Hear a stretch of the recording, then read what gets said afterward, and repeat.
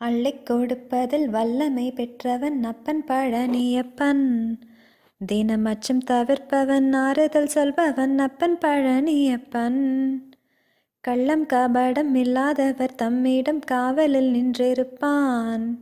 அங்கு கால்நடையாய் வரும் மானிட ஜாதியைக் கண்டு களித்திருப்பான். துள்ளி வரும் வடிவேலுக்கு மேலொரு ஜோதி பிழம்பும் உண்டோ? அந்த சுப்பையன் போலொரு அற்புத தெய்வத்தை சொல்ல மொழியும் உண்டோ? வெள்ளி மூகம் 12 கண்டபின் வேறொரு சொர்க்கமுண்டோ? ஆண்டி வேஷத்தில் ஆயினும் வீரத்தில் ஆயினும் வேலனை வெல்வதுண்டோ?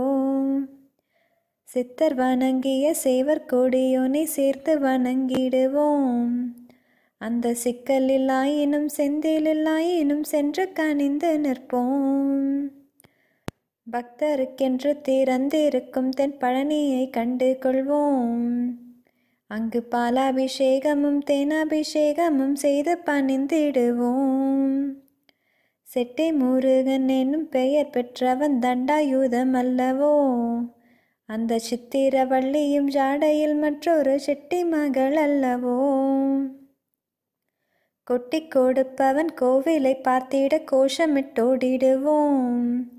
முள்ளும் குத்தட்டுமே கல்லும் தட்டட்டுமே வலி கொஞ்சமும் கண்டு கொள்ளோம். 6 60 மான 20 ஆடி நடந்து செல்வோம். சில ஆனந்த பாடல்கள் வேலனை பாடட்டும் அன்புடன் ஊர்ந்து செல்வோம். ஊறுகள் நேரட்டும் உமையவள் மைந்தனை உச்சத்தில் வைத்திருப்போம். கையில் உள்ளதை அன்னவன் கோவிலுக்கே தந்து மிச்சத்தில் வாழ்ந்திருப்போம். வேலன் குமரன் முருகன் திருச்செந்தில் வேட்டுவன் கந்தனுக்கு 2 கால்கள் நடக்கின்ற நடையினில் தான் உயர்கனிவு நிறைந்திருக்கு. காலம் வழிவிடும் கச்சிதமாய் சென்று கால்களிலே விழுவோம். அவன் கால்களிலே விழ கால்கள் நடக்கட்டும் காவிரி போல் வளர்வோம். அள்ளிக் கொடுப்பதில் வல்லமை பெற்றவன் அப்பன் பழனியப்பன். தினம் அச்சம் தவிர்ப்பவன் ஆறுதல் சொல்பவன் அப்பன் பழனியப்பன்.